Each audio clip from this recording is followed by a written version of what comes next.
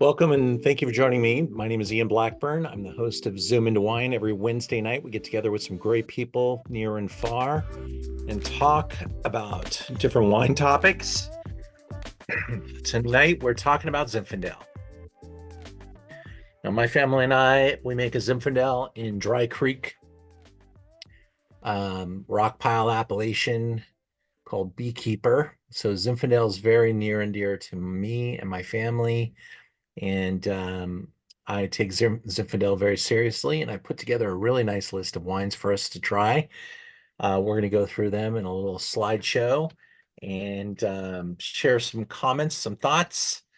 I hope you guys enjoy our weekly show. Every week, different type of wines, different places, grapes, and people.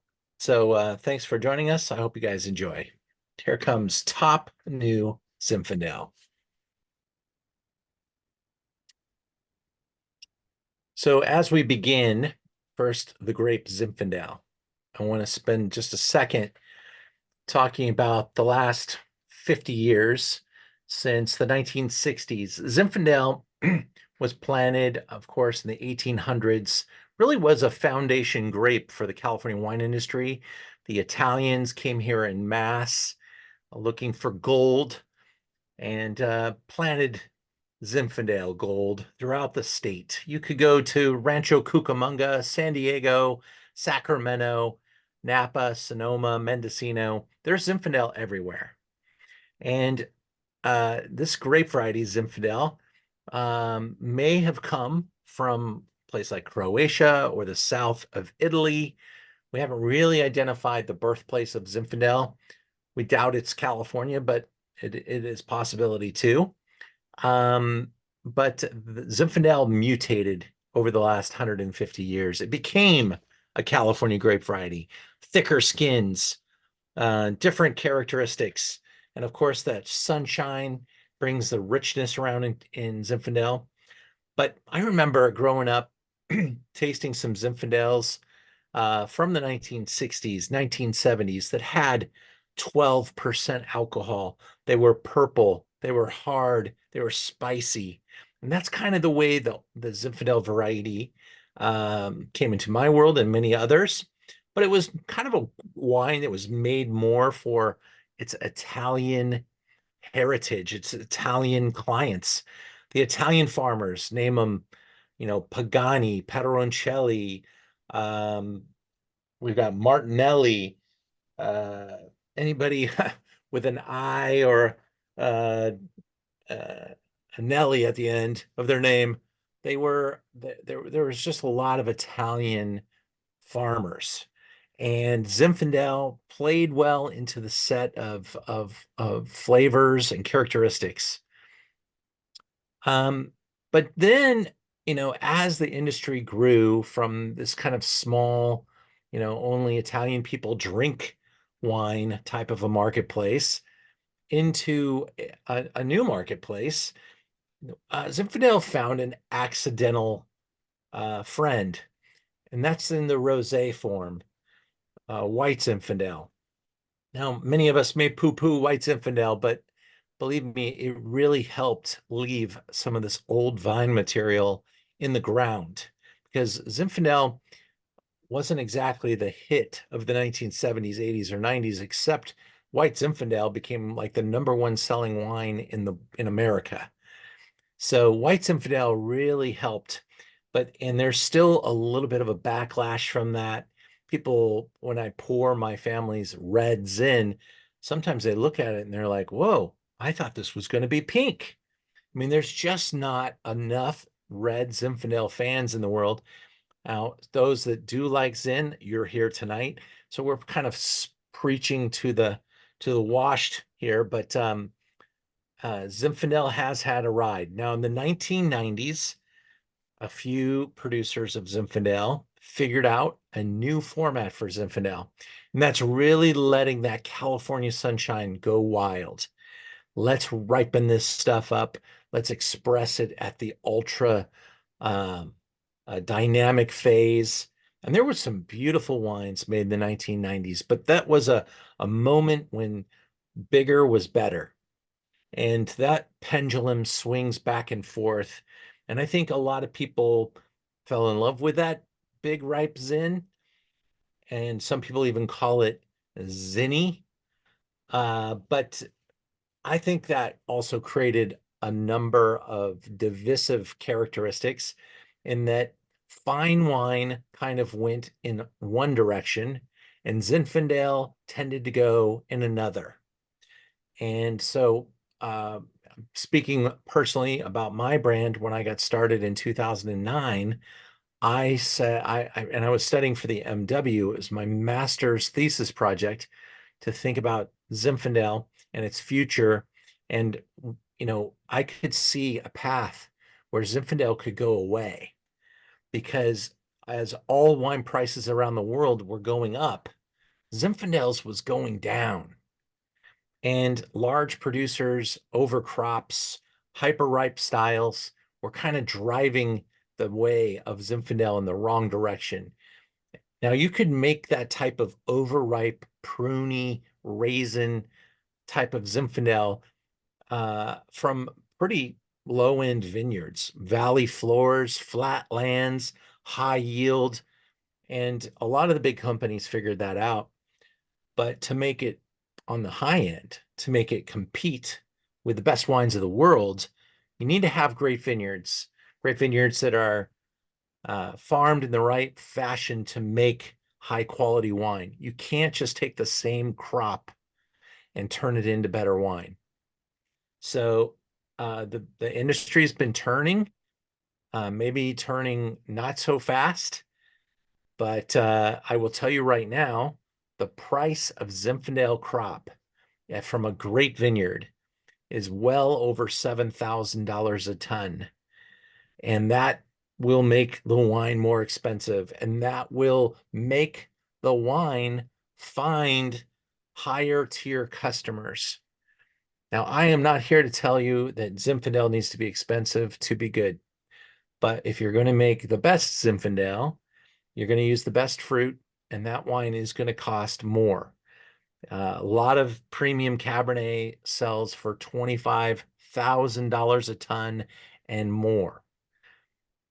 So we're talking about a more defined part of the market, a very high-end niche style.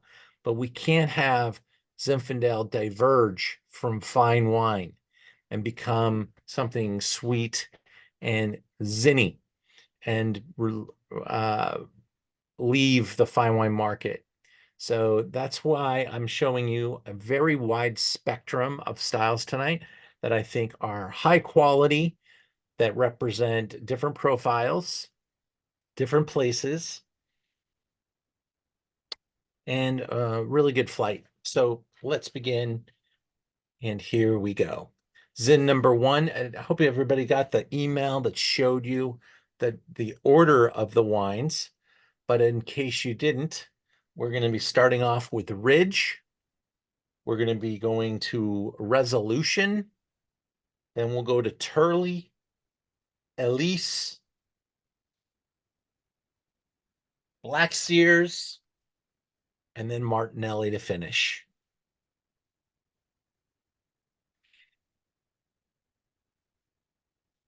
One other thing about Zinfandel, the word old vines is not a regulated word.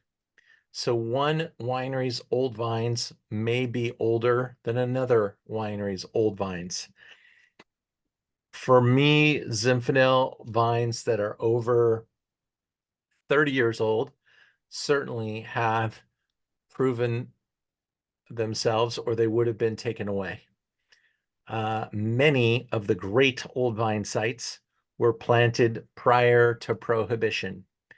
Many of those are now over 100 years old. Many of those had to go away because the vines just literally stopped working and producing.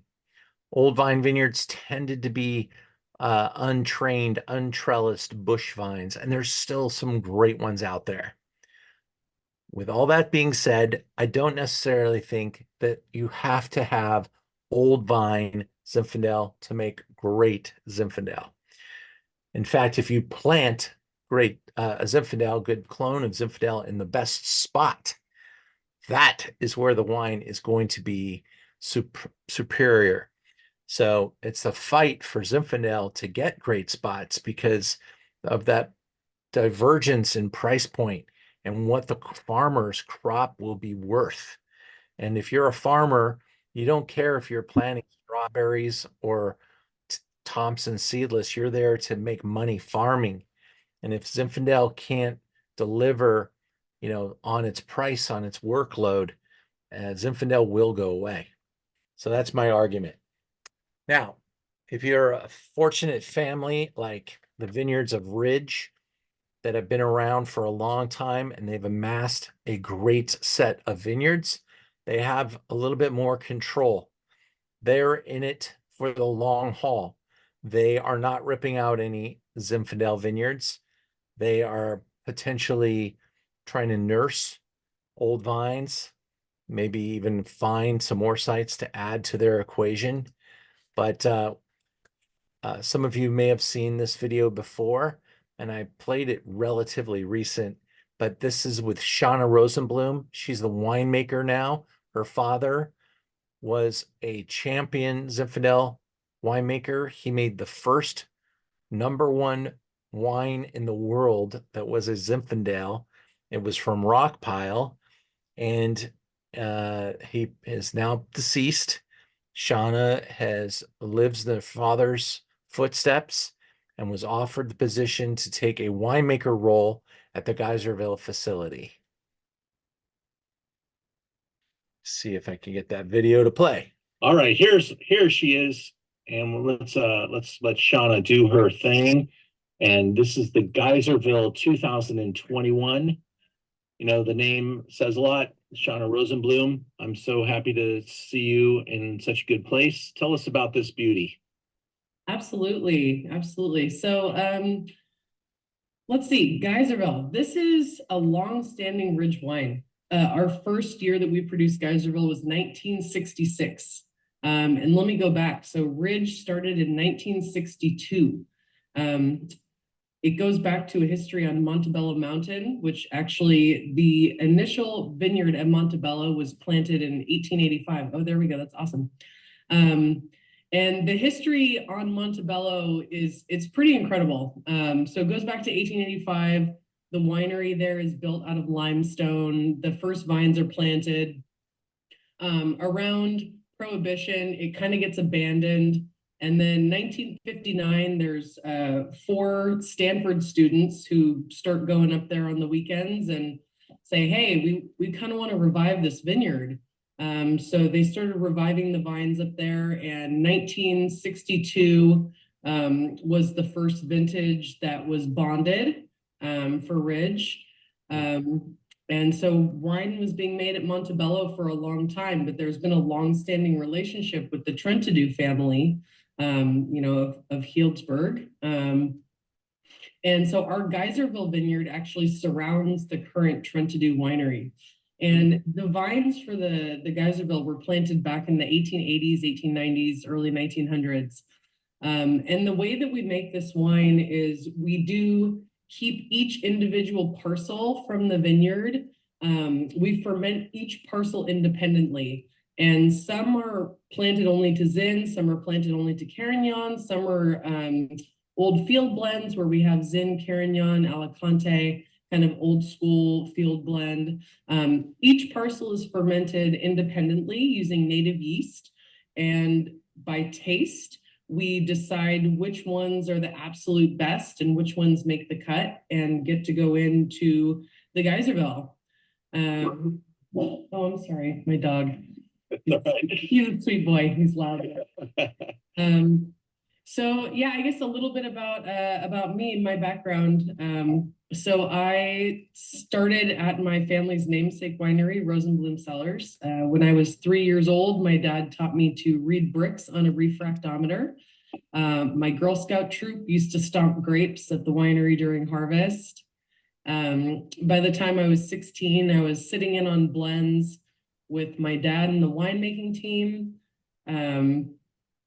My dad and I started a winery called Rockpile in the Bay Area. Our lease ended last year and we decided to give up the space. And I heard from Ridge, and it was interesting. It was like at Rosenblum, we made lots of Zin from old vines. And at Rockwall, we made lots of Zin from old vine. And of course, the answer is yes. So started with Ridge last year and had an awesome harvest last year. And it's been incredible kind of learning the history of the way that we've made wine for the past 61 years and incorporating that into, everything, my kind of lifelong installation of winemaking from my dad and, being around all these wonderful Zinfandel people. I've known Joel Peterson for a long time and Becky from Zap and a bunch of really wonderful community members. So it's been incredible. And working with fruit like this, I was kind of starstruck when I got to start working with like the Geyserville and the Lytton Springs and some of these really incredible old vine vineyards that I've enjoyed for so long. I've been a Ridge Club member for 20 years. So I'm happy. This is incredible. And I'm so happy to be here with all of you guys sharing this incredible wine and learning about Zinfandel. And I tasted through this whole lineup from my colleagues' wines, and they're just so impressive. So it's quite an honor to be here with you all tonight. Wow, so great. I also need to say, as a Zin fan, as a wine fan, I'm not sure there's a brand in wine, not just Zin, but in wine, that has made more impressions, than Ridge. I think Ridge is whether you're, because you make a number of different wines as well, Chard, Cab, but in the Zin spectrum, you've really been so important to really showing people the uniqueness of place and the way that you present it on the label and the different wines that you make. It's been an iconic movement and super important to the industry.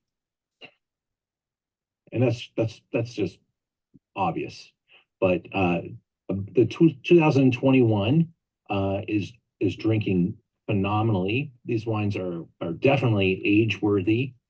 And do you like it when people say, because I'm going to say it, and I want to know what you think of it, is being described almost claret-like? Do you think that that's a fair way of describing the wine?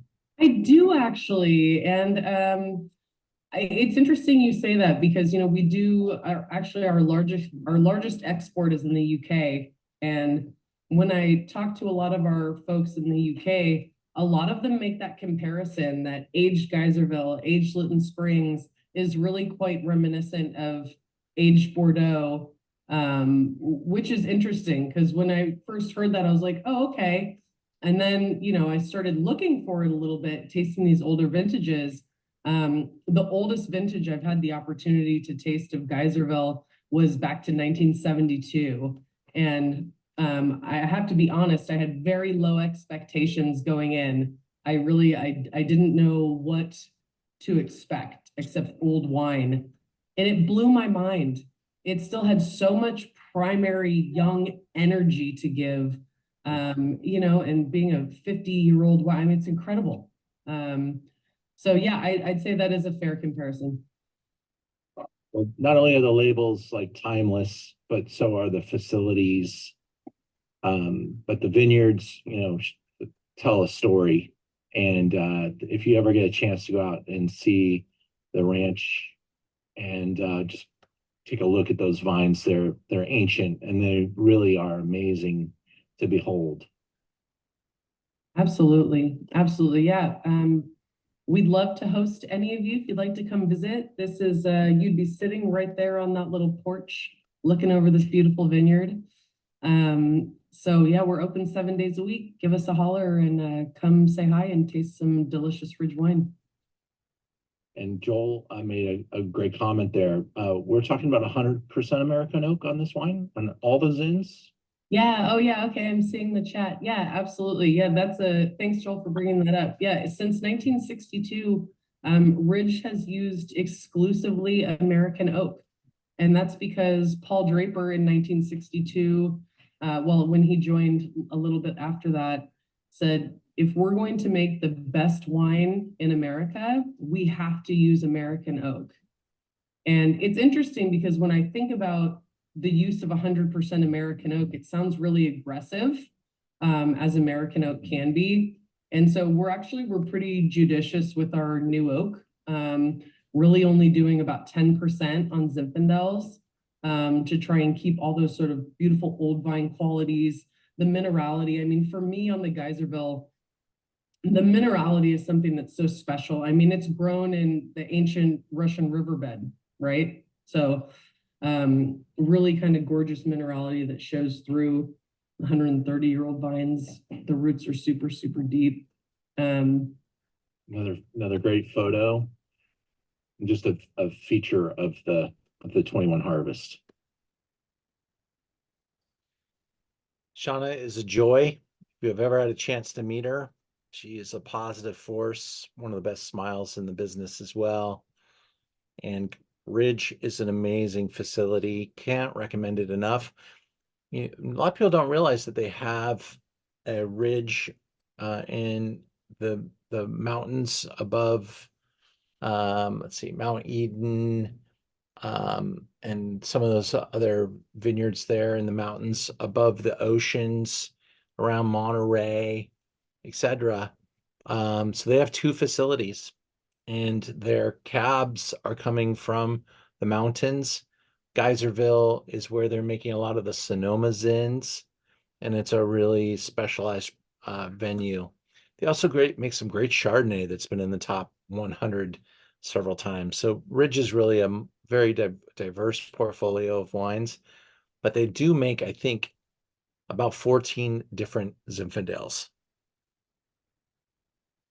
This one is around $50, so it has come up in price about 20% since 2010. That is not keeping up with inflation. That's what I'm talking about.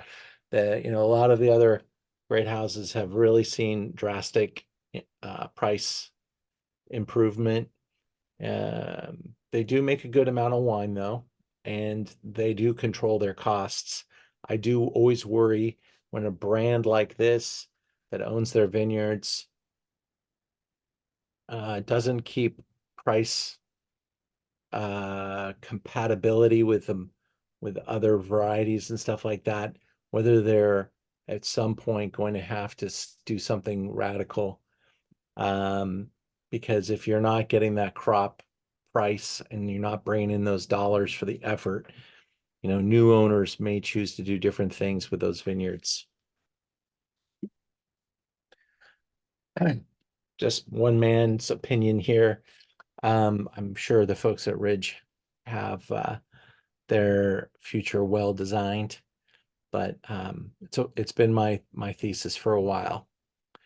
And taking a step in kind of a different direction, we go to a producer that owns vineyards in Rockpile, but his vineyards are obviously producing larger quantity crops than in some of the vineyards I get to work with. So his quantity and his vineyard ownership allow him to make a Rockpile designated Zinfandel at an incredible price. I didn't want to like this wine, I got to be honest. As a guy who makes Zin and Rockpile, I'm like, there's no way this could be any good. But he does a great job of keeping value here, and I really like it. I really like this wine. You can see where Rockpile sits in Dry Creek. I'm not sure if any of you have been out there. Maybe you've been water skiing on Lake Sonoma, which is a man-made lake and creates this massive, almost like gravitational pull, because it actually cools the air around the Rockpile appellation, and that huge lake which is a reservoir, which is used for watercrafting and fishing and other activities. But what it does is it changes the temperature in and around the Rockpile appellation, so it increases the diurnal range and really has some amazing effect on the vineyard land. So this is a story about Branham. Started in 1994, so he was ahead of the game, and Rockpile was not that expensive, and in fact he purchased the land in 1989, so the perfect time to get a great price for the land. Here's a look at his Rockpile vineyard. Looks much like all the others I get to work with. They look like little golf course greens that you're playing on the back nine of a desert golf course, and you can almost see the green popping out of the hill, and it's called target golf, and that's what these vineyards look like, small little greens sitting in the middle of a target on the side of a hill, usually with a positive exposure. I do say that some of the vineyards, the great resulting vineyards, aren't necessarily southwest facing, although there's some really exciting vineyards that are southwest. It's kind of what we think of as the classic, but northeast facing vineyards get afternoon sun, and that's where I get my Zen fruit from, is northeast facing sites that really are different, and they ripen like 3 weeks later, and they get this really amazing acidity, or retain a lot of their acidity. So this is Rockpile appellated. He also grows some Petite Sirah, and a really hardworking guy, does a lot of it himself, farming and using tractors and mechanical means, getting larger yields. $21.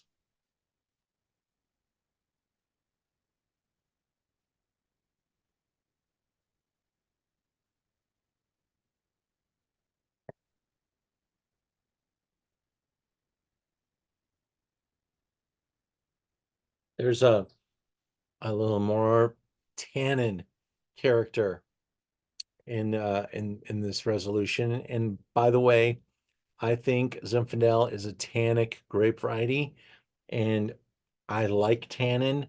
I like the power of tannin when it's in balance, and I think this has got a really fun display of tannin.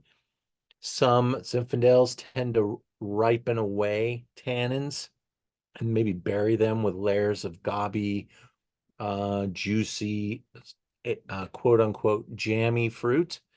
I think there's room to play on both sides of the fence a little bit, but embrace the tannin. This is a tannic grape variety, and I think he does a really good job. It's nice and firm, hard-edged, and really juicy and delicious, and at $21, a great find. Any comments about that wine? I'm going to look in the chat.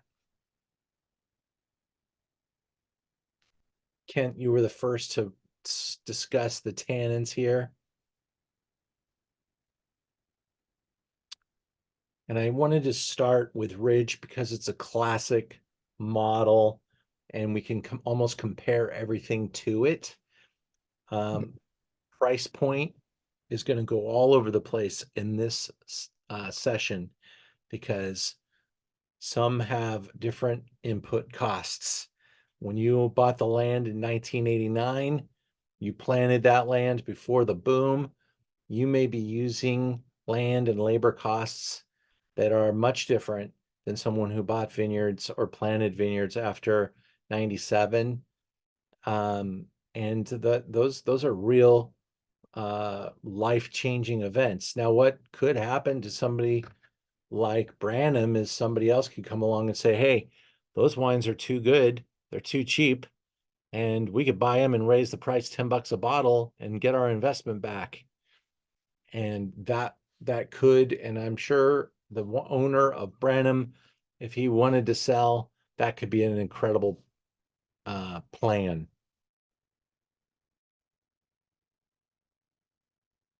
And that's often what happens with great vineyards and great wine. All right, so that's resolution 2021. I have a bunch of it.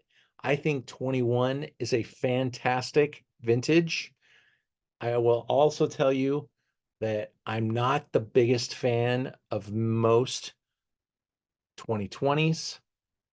There was a lot of smoke, and 2020s can have some smoke impact.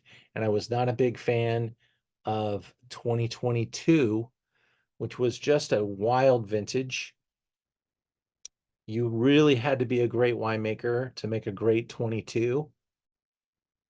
I haven't tasted many of the 22s yet, but 21s, while they're in the market, that's a great vintage to grab. 23 is going to be exceptional. 23 may be the best Zinfandel vintage of all time. And we can continue to say that about every 10 years, there's a vintage like this. And 23 is our most recent great vintage. Let's go into our third wine. Almost needs no introduction.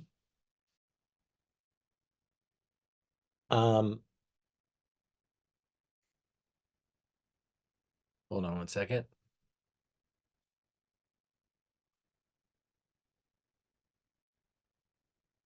There it is. Okay, now I got my glass back. Let's go. Turley 22. Now I just said some tough things about 22, but I also qualified it and said you really had to be a great winemaker to make great wine in 22. I'm almost always in awe of what happens at Turley. They do some really exceptional stuff. They are one of the larger great vineyard owners. And this is the 2022 Juvenile. So younger vines, because they do also make an old vine, and I carry both in our store. We have 21 old vines and 22 Juvenile. These vineyards are located in multiple sites. 27 different vineyards across California go into this blend. It is a California appellated wine, and that really worked into their favor in making a wine like this in a difficult vintage like 22.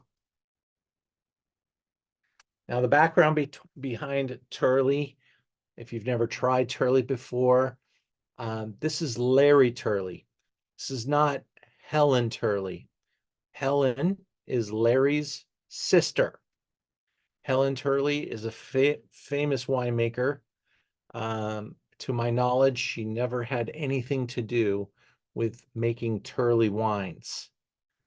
I could be corrected about that, but Larry is a great man of wine, and he's also hired some really important people to work for him, people that have gone on to make great wine under their own brands. And there's several in the marketplace that have Turley as their launching pad, working for Turley for long periods of time. And I would say that the 1990s really were the hot spot moment for Zin. They went from worst to first in the 1990s, and at the top of that class were the Turley wines. They rocketed out of the marketplace. Again, they have sites all over the place. Many of them bush vine vineyards, like the vineyards you're looking down on here. They look like trees. They're untrained, untrellised, and they sometimes break some of the rules about what type of exposure they have. God, this vineyard right here, what a nightmare. I mean, you probably are picking this vineyard at 5 different points.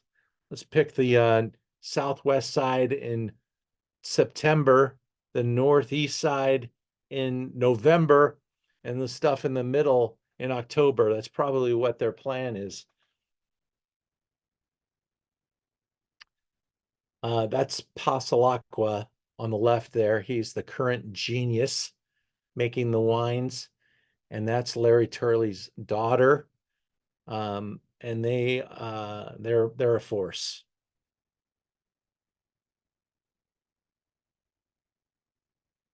Here is, I think this is the Black Sears vineyard that we're looking at here.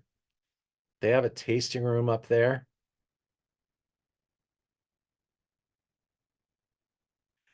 This is $26 for the 22 California appellated,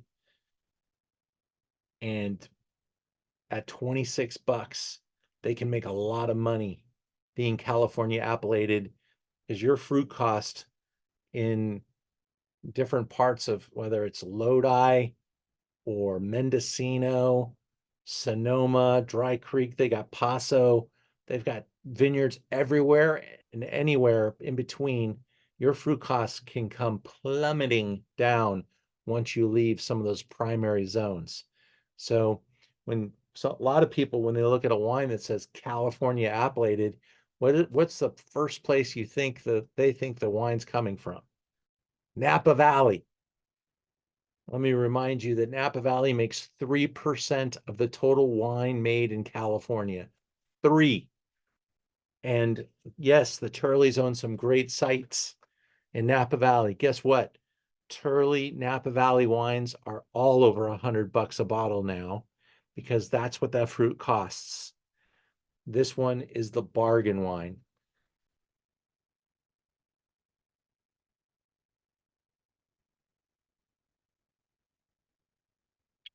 Plump,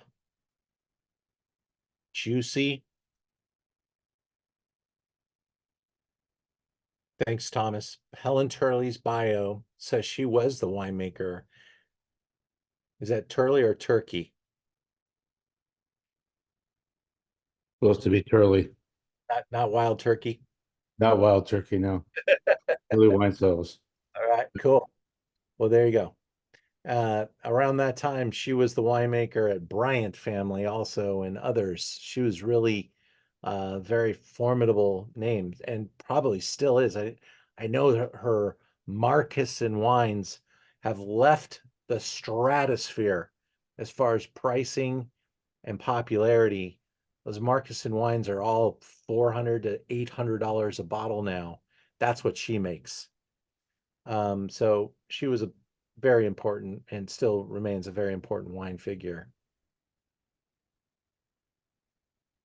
What do you think of the Turley Juvenile? Wendy loves number 3, the Turley's in. Thanks, George.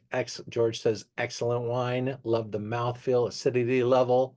Nice dark fruits. Excellent example of California's in. Notice how drinkable and how plump it is. I mean, I think this is like exactly the type of Zin you should have with a cheeseburger. I think the number one most consumed food in California is a cheeseburger, and this should really work to be promoted as like the official wine of the cheeseburger. I also love it with pizza. I also love it with lasagna. I love it with short ribs. And, certain styles, I think I change from something that pedestrian to a little bit more refined, as we get a little drier, a little firmer. Yeah, Kent, plump plums, perfect. When I was a kid, I grew up in Lakewood, California. My family, military family. We lived next to a riverbed. And so our backyard was extremely large. We had the entire neighborhood's like vegetable garden in our backyard. And that's how I got to grow up. And it was my job once in a while to walk around the neighborhood with a like I had a little red wagon, and we had these zucchini that were so big they looked like children.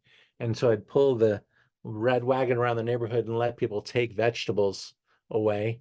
But we had a plum tree that just gave us the most unbelievable plums. It was probably 100-year-old tree, and it was just magnificent. And the bounty was so big, we could give you a grocery bag of plums for like months and months in a row. And the birds loved it, of course. But whenever plum and Zinfandel, this is like definitively plum. Black plum with the big red juicy center.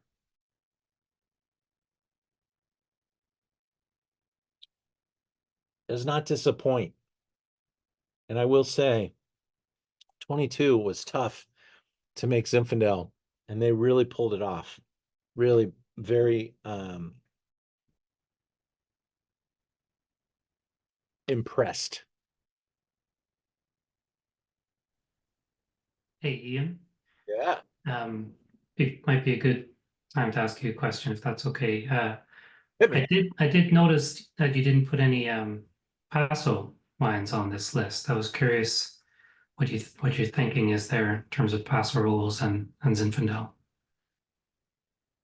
So I do buy and I have a Paso Zin currently on our website that's very delicious.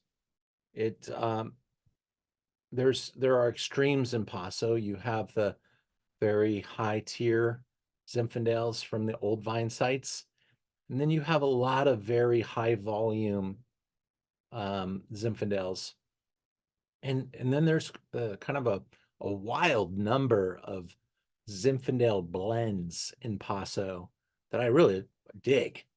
But I have a hard time finding like a really solid $30-40 in from Paso to use in this program. I wouldn't say I looked hard. Sure, they're out there, but they just didn't present themselves.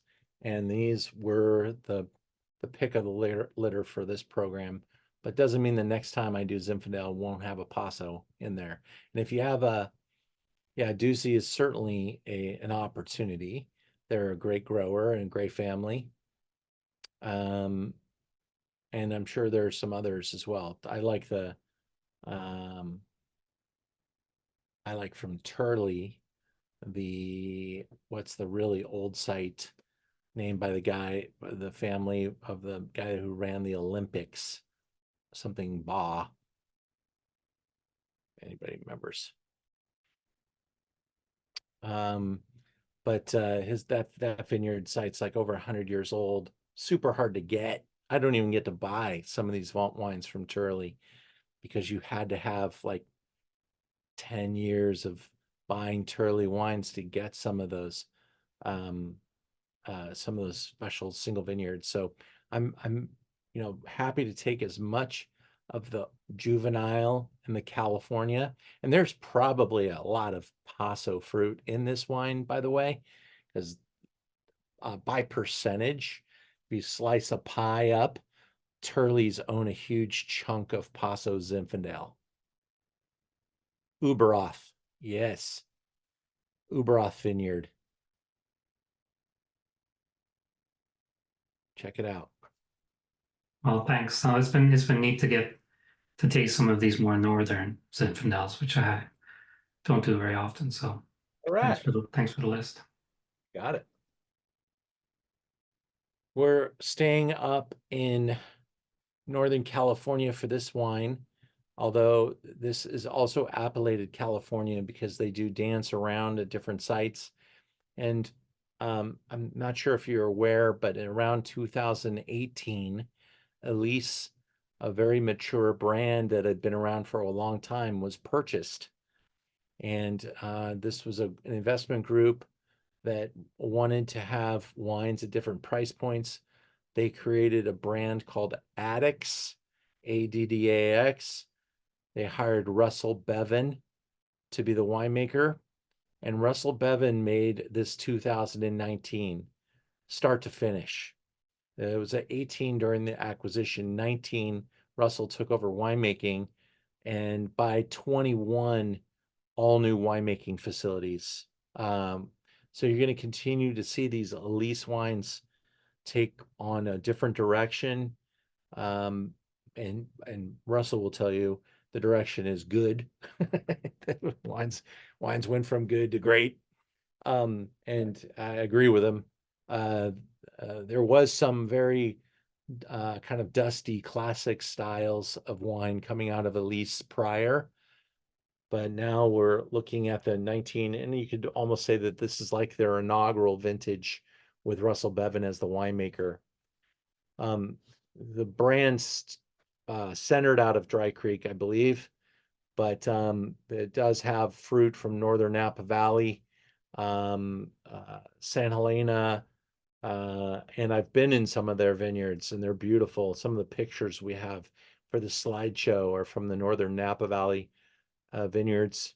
When I was looking to grow my beekeeper brand, I kept looking for the right set of vineyards to work with. And there was a vineyard that was contiguous with this one, really old vines. And look how beautiful it is on the Napa Valley floor. In fact, that wine label, if you zoomed in on it, does say Napa Valley on that label.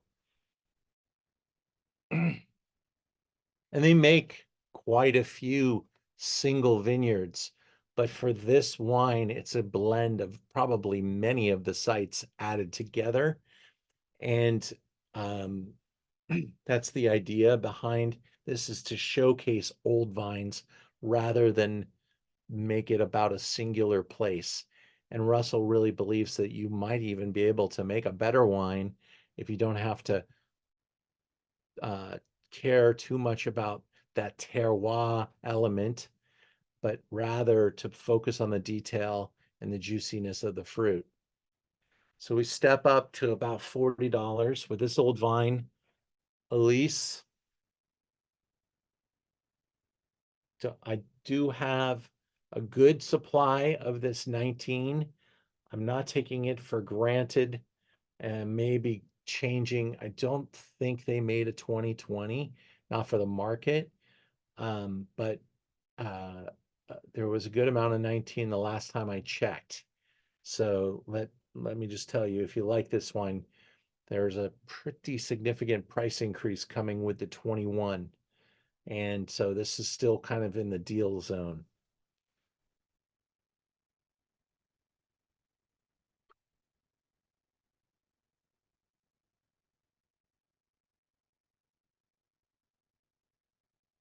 Chat is alive. I can see it. Windy. Awesome. I love it. Absolutely incredible. Foster, sorry. Thank you. Thomas, glad you liked it. Glad it was a surprise. Hey, Ian, wasn't Elyse known for Pinot and Chardonnay when it was its own brand? Or dry? They make a lot of different wines. I don't remember the Pinot and Chardonnay side of that equation. I don't think so. I think they were always Zin, Cab. Must be thinking of something else then. Yeah, this is a new exposure for me. Thanks. Sure. And their style was very different than this, though. I mean, if you taste the old Elyse wines versus this, and they were good, but it was really very, I don't want to say dirty, but dusty style. And probably, you know, a lot extended time and expensive wood barrels kind of was that deal. I've always tasted really old wines from Elyse, and they really kind of release all those tertiary type of characteristics. I believe that's what they were shooting for. Here we're looking at primary, focused, juicy red fruits. And if you've never met Russell Bevan before, this man is insane on the detail. Will absolutely kill to get the fruit as good as possible.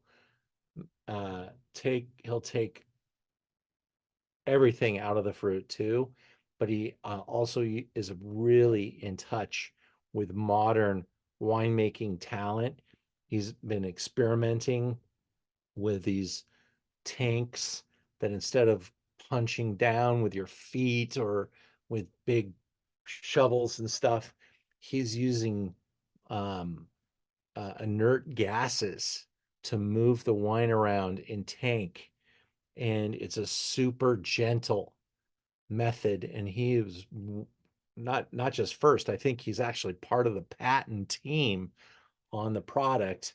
And he is helping make better wine because of the gentle extraction. And that's what really, I think I almost get my mind torqued when I taste his wine to feel the wine. It's got such a great feeling about it. Just the the nuances are so uh exaggerated. The fruit concentrations very high, and that mouthfeel and that juiciness and the purity, that's the word I'm looking for. The purity is just off the charts, and at $40 really represents I kind of dare you to find something better wine.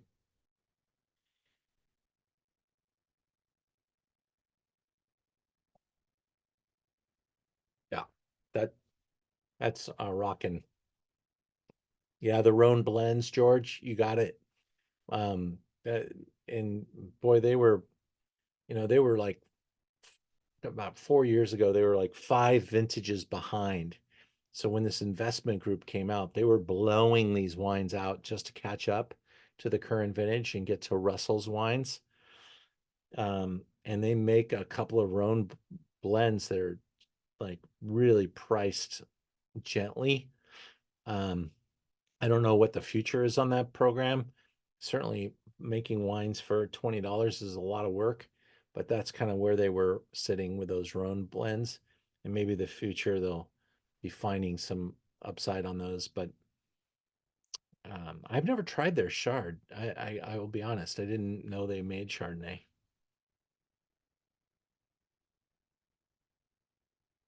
Glad you liked it, Kent. Thank you for the comment. Delicious, and we'll lead right into our next wine, which is quite a jump. We go to one of the most iconic vineyards in the Napa Valley. And this brand, Black Sears, that's the name of the family that owns this vineyard. They are descendants of the Hayne family, Hayne. They were basically the original family of Howell Mountain, and the Black Sears family, who lives there today. Um, they sell some of their fruit. They make a good amount of their own wine. And Thomas Rivers Brown is the winemaker, great winemaker name. He is involved here, and he also gets a good chunk of fruit for some of his other projects from Black Sears. Black Sears is an enigma. It's up at 2,400 feet, one of the highest vineyards in the Zinfandel Kingdom. It is basically the top of the Howell Mountain. And the Turleys loved it so much that they bought all the land around Black Sears and planted it. And you literally have to use the same driveway to get to the Turley property as the Black Sears property. The Turleys made some 1990s Black Sears wines that were some of the more expensive and collectible wines of the Napa Valley. And those were some heart-stopping wines.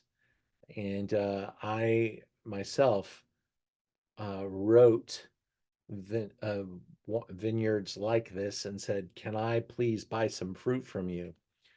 the 2012 vintage allowed me to get some Black Sears fruit. They wanted to sell me though 2 acres of fruit. So I went up and looked at it, and it looks like in 2012 at 2,400 feet on this dry farm that they were probably going to get 8 tons of fruit per acre. And I did the math, and that was 16 tons. I was making about 250 cases. 16 tons would have made 800 cases, and their fruit was really expensive, and there was just no way I could afford that. And I told them at most I could take is 2 tons, and they waited and him and hawed a little bit, but they told me they would do it for me once, and they sold me 2 tons. And come to find out that a very famous vintner, Schrader, passed on his Howell Mountain fruit in 2012 because he saw the writing on the wall that 2012 was going to be a large crop from all angles. Cab, Zin, everything was big in 12. And he said, I can make a lot more money making more cab than Zin. So he canceled his Zin contracts and just focused on cab. Probably a pretty smart move, but he kind of burned the Black Sears family. And they, in turn, were looking for people like me to level the playing field. I was very happy to take the fruit, but if I was going to be able to buy it again, I was going to have to pony up for the full 2 acres, and that just wasn't in the checkbook. So I had to only make one iteration of Black Sears, and I don't want to pat myself on the back too hard, but many people have told me it was one of the best Black Sears they've ever had, and that wine currently from my portfolio sells for over $200 a bottle. So a lot of people must like it.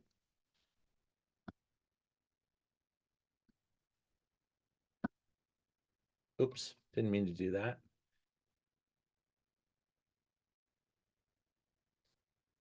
So this really is a special spot. And when I got up there in 2012, I saw this fruit that was enormous. I mean, we're talking not quite the size of a golf ball, but I'm used to seeing fruit out of Rockpile that looks like coffee beans. And I got to Black Sears and I looked at the fruit and I'm like, is that Petite Syrah? What is that? And they're like, that's our Zinfandel. And I was shocked. And I still was, kind of like unaware, like, you know, should I buy it? Should I not buy it? It's Black Sears. We got to try. We got to do it. We're a small brand. We got nothing to lose. Let's go for it. I bought it. I got it back to the winery. My winemaker is Clay Moritzen, and Clay is a Sonoma guy. And he looked at that fruit and he's like, how much did you pay for this? How much does my family sell you their pea-sized rock pile fruit for? And he was proving a pretty good point. So it also worked on the winemaking side. It was probably beneficial that I didn't buy Napa fruit again and take it to my Sonoma winemaker. But this is famous for having lots of rattlesnakes. In fact, there is another vineyard called Rattlesnake on Howell Mountain. I'm not sure why, but Howell Mountain is where a lot of rattlesnakes live, that's for sure. And you can see that evidence as you're driving down Howell Mountain roads. You'll see quite a few that didn't quite make it across the road. This is what a Howell Mountain vineyard looks like with its reddish soils. Speaking to some of the stone and iron and other things that are in the soils that make it quite different.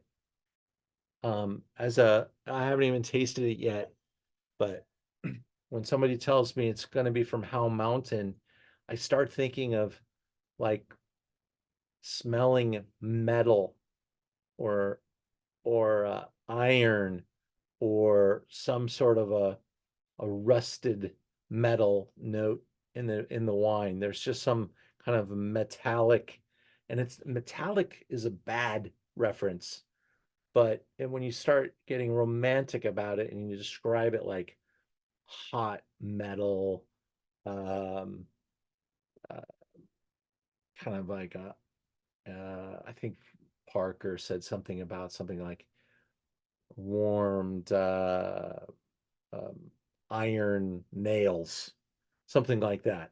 There's just ways to make it sound a little bit more sexy than saying metallic, because that's not a good reference. That almost implies a tank quality.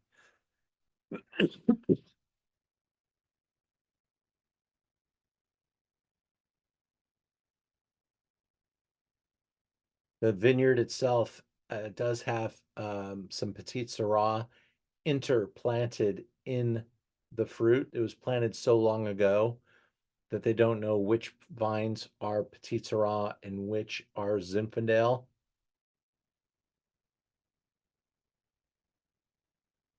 I hope you can almost go with me on that metal kind of, it's maybe even more like gravelly tonight in this presentation, but it's got some serious edge to it. This is not your overripe, unstructured Zinfandel. This is big time tannic and powerful and balanced and juicy.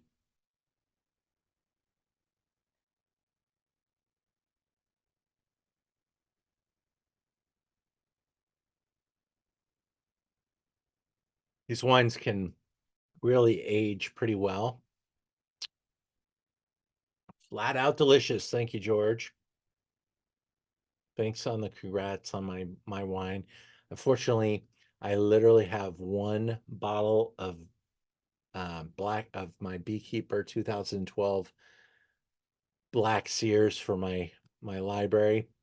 When you're a winery, you need the money. And when people started paying me $200 a bottle for it, I sold every bottle like I had. I sometimes show up to people's houses and they have a bottle for me to taste, so I get to revisit it. I'm saving that one bottle. I don't know. Hopefully it goes on to my heirs, whoever those people are might be. I doubt that I'll have any. But I hope you enjoyed the Zin. I haven't talked about alcohol percentages at all, but this is the first one where I think they're a little bit unconcerned about how much alcohol they acquire, because his flavors are so big and so powerful. On the label, this says 16.1. Tells you something.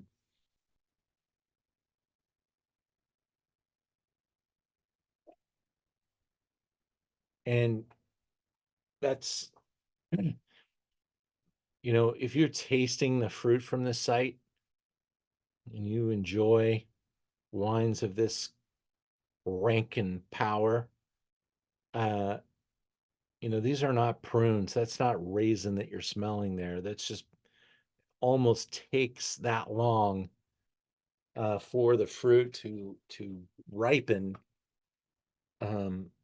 and it will have higher alcohol. Zinfandel is prone to it, and this site is just magnificent, so it carries it pretty well. But everything about that wine is big, not just the alcohol. So let's get to how much that wine cost. Let's see. Dark fig purple is how they described it. Persian plum red at glass's edge. Boysenberry. They did say prunes in this review. I'm not a big prune fan, but like I said, it carries it pretty well there. And I'm not sure I would go into the raisin category, but maybe some, nice roast. Like if you put Prunes or fig? Fig. I said prunes. There's prunes in the nose. Huh, okay. Fig. I like baking figs, and I think the baked fig is what I smell in the nose. Voluptuous Zinfandel that offers an abundance of ripe dark fruit, slightly higher pH than usual. That may be a vintage character. We are tasting the 21. Is that what everybody's expecting? I'm going to get to my slide. I'm hoping we told you we were going to taste 21.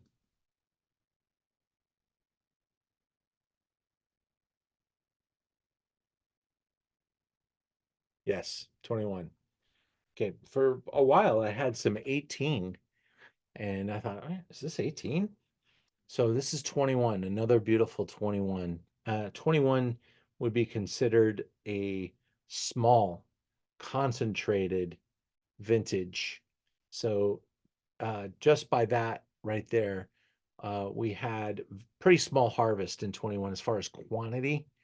So the smaller harvest, more concentration, smaller berry size, and probably elevated ripeness levels, sugars, and everything else that came with it. It has a lot of power. Well done, Mr. Thomas Rivers Brown. Like it a lot. 80 bucks. Pretty much the same price if you buy it from us or buy from the winery. They it's expensive wine, and some would say that I think it's been $80 for 10 years. I don't think they've taken the price move at all. All right. We move over to royalty in the Russian River. The Martinelli family, they are the propagators of Zinfandel. When you go all over to the best vineyards, you ask, where'd you get the clonal material for your vineyard? And most of the time, people say it's Martinelli clone. They own a vineyard called Jackass. Jackass is a hill. And this hill has some magnificent vines on it. And when you go to propagate, you look for the best, healthiest vine and you do what's called mazel selection, you pick the best vine, you take cuttings from that vine and you propagate that. And that's what most of us have is Zinfandel from the Martinelli's Jackass Vineyard. That's our clonal material anyway. But I have walked this vineyard. It is a magnificent, Jackass I've walked. And this one is called Giuseppe and Luisa. By the way, Jackass Zinfandel, pretty crazily dear. I think my wholesale cost is like the winery cost. It's about 200 bucks a bottle.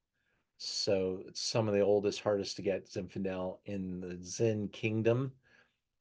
Giuseppe and Luisa is available, and I think it's a fair price to pay for the quality and heritage of this fruit. Although it does win the award for the most Grateful Dead maybe inspired label or something, the colors, etc. Nothing wrong with that.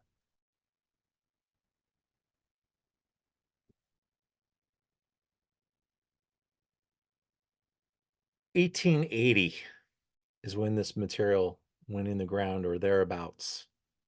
We're talking about really old vineyards, old sites, and old brand, old family.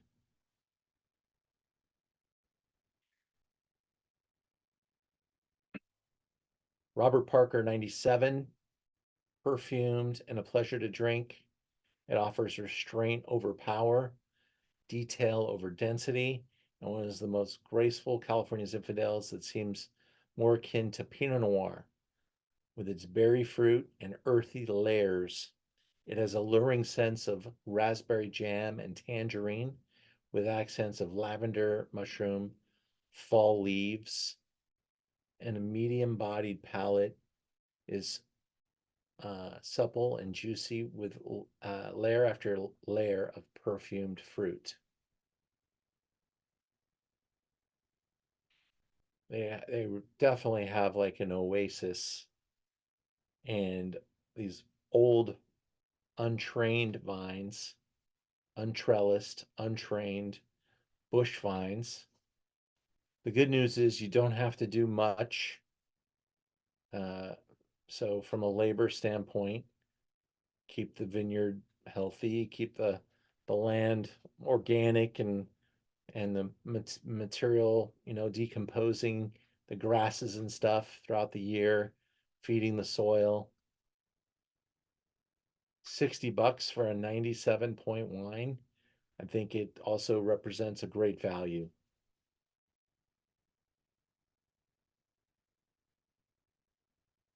Now this though, the nose is definitely on the riper side, right?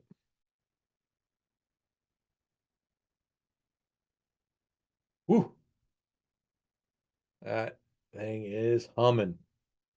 There's almost a candy liqueur coming off the nose.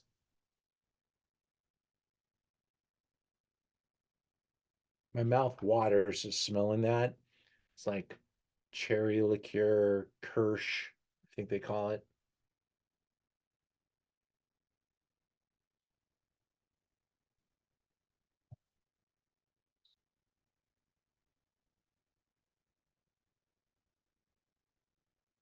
Juicy. That is that's some ripe stuff right there. Wow. 21 again. Now, when a label says 16.3 alcohol, you almost gotta like bow down and say, how did you get there? Because yeast don't like to go to 16.3. And the fact is that the reason this wine has some of that almost confectionery leveled stuff is there's got to be another 10 grams of unfermented sugar in this wine. I mean, it's not sweet. It's not. It's really not. But it's pretty sweet. It's got kind of a richness to it that I think is this is what happens when the yeast die and no yeast is strong enough to touch the rest of it.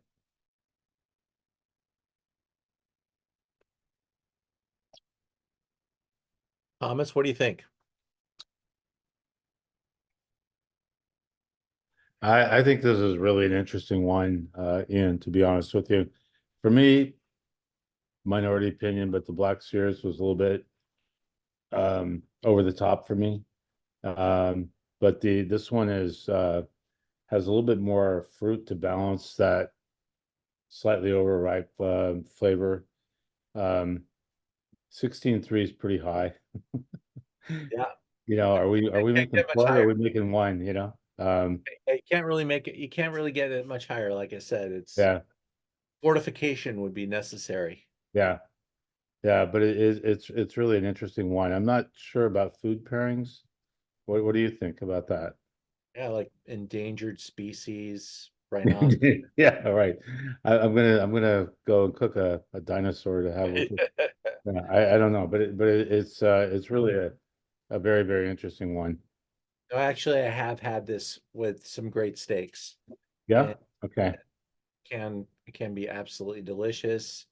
Um, Lamb, I've had it with some different people on different occasions, and this is often the Zin that I get to show up with because it represents kind of the I think it's the extreme of Zinfandel, and it's not always my favorite style, but it's the wine that everybody wants to try and compare to. And I haven't made wine for a couple of years with Beekeeper, and so I'm out there tasting other people's wine until my 23's ready. In 26.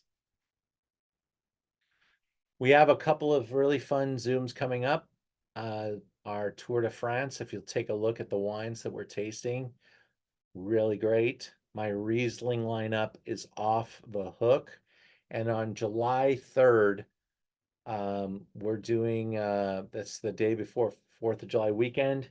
We're doing a really awesome kind of tour of Europe, tasting some extraordinary wines. And I know that July 3rd is going to be a really hard date to get people together. So I went borderline insane on that lineup. So take a look. I really like our calendar, what we're doing. If you have any suggestions, anything you wish I would do, let me know. But we are almost scheduled into December at this time. I probably don't have all of them up yet, but I have them on our calendar, and I'm trying to make sure I haven't dropped anything and forgotten about anything. Tasted all over the world.